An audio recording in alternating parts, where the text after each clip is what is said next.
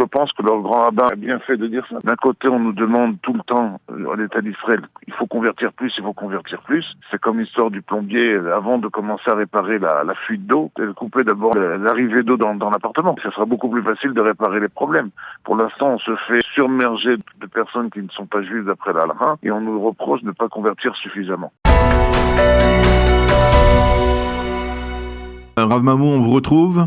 Oui, tout à fait, chez vous. Alors, vous nous le disiez, c'est un vieux débat, ce débat sur la clause du petit-fils ou du grand-père. Et je vous repose la question, est-ce qu'il faut, à votre avis, aujourd'hui, dans la conjoncture actuelle, annuler cette clause et se contenter d'une définition, on va dire, plus halachique de la judaïté, ou en tout cas, ne pas modifier cette loi et cette loi du retour et annuler cette clause du grand-père. Qu'en pensez-vous ?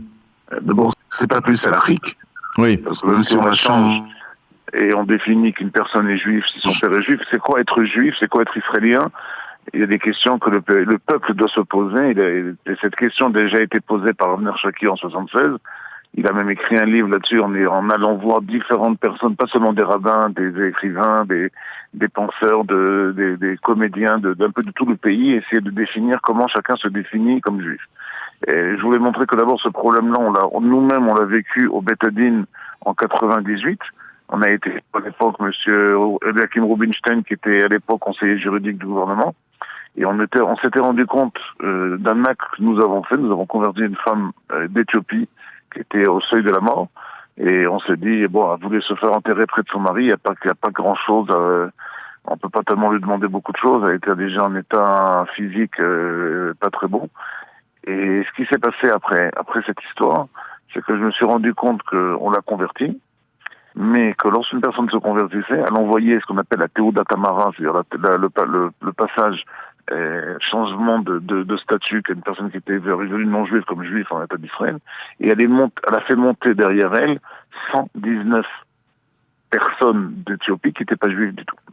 Donc on appelle ça à l'époque le guerre à Gorer, le converti qui fait tomber avec lui et qui fait venir suivre avec lui des personnes. On a été voir Eliakim Rubinstein à l'époque, il nous avait expliqué qu'on n'a pas besoin de faire un changement de loi au gouvernement, il fallait juste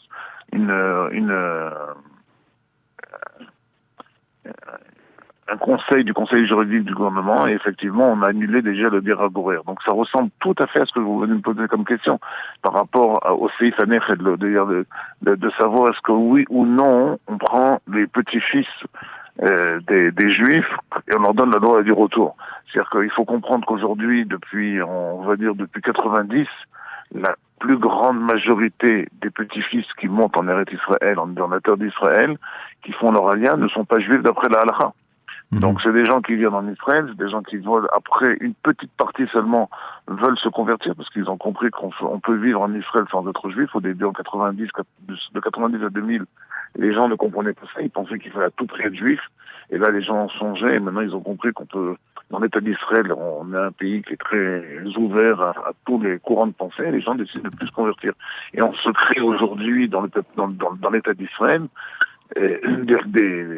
d'abord des constructions, on parle en 10 ans, il y a eu plus de 74 églises qui ont été ouvertes dans la région de Tel Aviv, et les gens commencent à se poser des questions. Est-ce que c'était ça la kavana, la pensée des pères fondateurs de l'État d'Israël lorsqu'ils ont voulu ouvrir? Alors maintenant, est-ce qu'on on a parlé déjà hier, d'où est passé au tout début, sur quoi ils se sont basés que le juif est une personne qui est du juif de père ou de grand-père? Est-ce que oui ou non ils sont sur les lois de Nuremberg? Dans l'époque, on parlait de ça. Maintenant, il y en a qui veulent remettre en question l'origine du problème. Mais nous, en tous les cas, d'après la halakha, c'est évident que ça n'a pas de preuve là-dessus.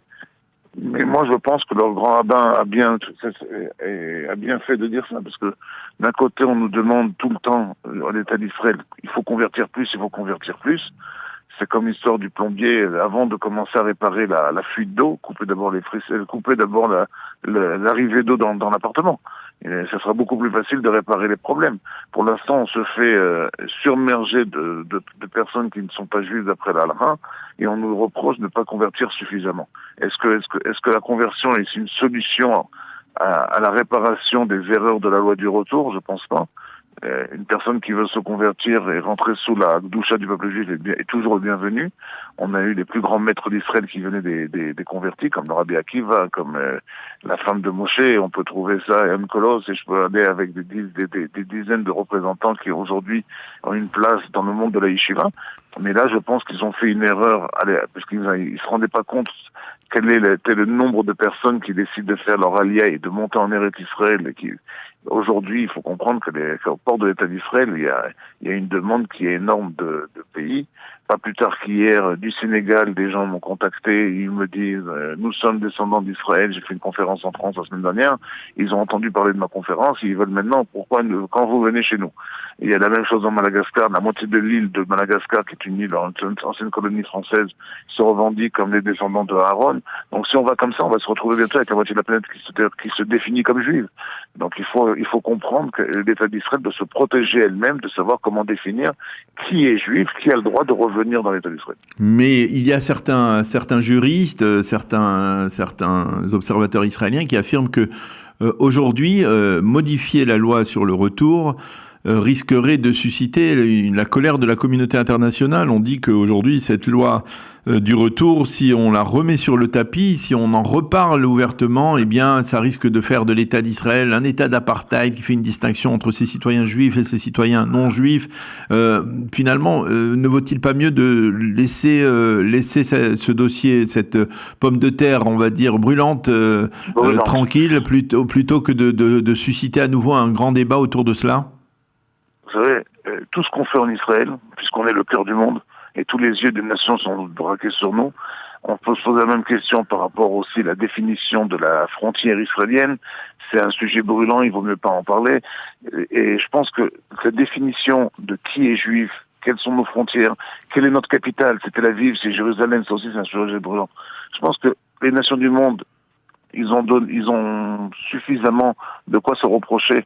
Si le président de la FIFA a expliqué que l'humanité a l'Europe a 3000 ans de remise en question à faire derrière lui, tout ça pour un match de football, je pense que pour la création de notre État juif, après 2000 ans de pogrom et d'antisémitisme et l'inquisition et la Shoah, je pense que les Goïms, ils ont une place, et dans l'histoire du monde, dans les places aussi de l'ONU, et que nous, en tant que juifs, on a aussi notre place.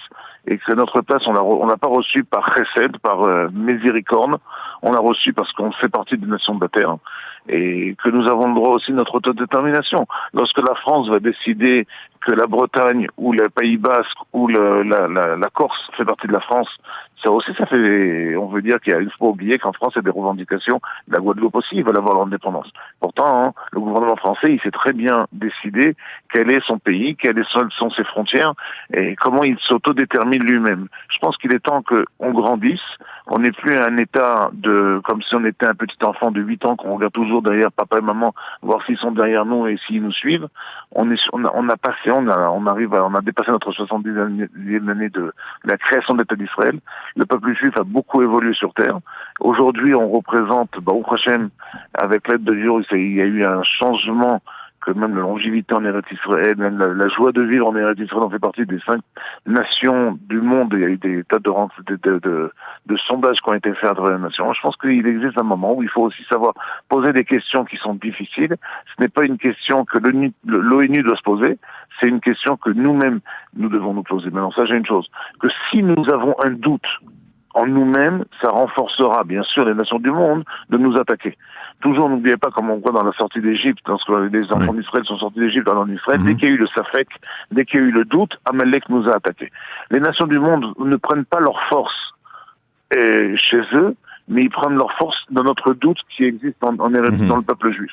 C'est une question qui doit se poser au sein de notre Knesset, au sein de notre peuple, qui va avoir une discussion qui va être huileuse à la Knesset, ça me dérange pas, mais c'est une discussion qui est dans la famille juive. C'est dans la famille d'Israël. Quand nous allons prendre une autodétermination de notre peuple, nous présenterons devant les nations du monde quelles sont notre idée. Effectivement, le grand rabbin, il pense qu'il y a un moment, il faut arriver, et c'est pas repousser et attendre que l'État d'Israël se remplisse de personnes qui ne sont pas juifs et qui n'ont rien de commun avec le destin du peuple juif en Eretz Israël, qui va pouvoir définir quelque chose. Il faut arrêter et penser toujours à ce plombier. Imaginez, je pense qu'aucun plombier... on l'a bien compris. Très bien. On l'a bien compris. Rav David Mamou, merci beaucoup d'avoir accepté de dialoguer avec nous et de nous exprimer votre avis sur cette polémique, ce débat autour donc de l'annulation de la clause du petit-fils dans la loi du retour. Un débat donc dont on n'a pas fini d'entendre parler, en tout cas ces prochains jours, justement, surtout si il fait partie des changements introduits dans la formation de la coalition gouvernementale. Merci encore, Rav David Mamou, d'avoir été avec nous ce matin. Bonne journée, à bientôt. Merci.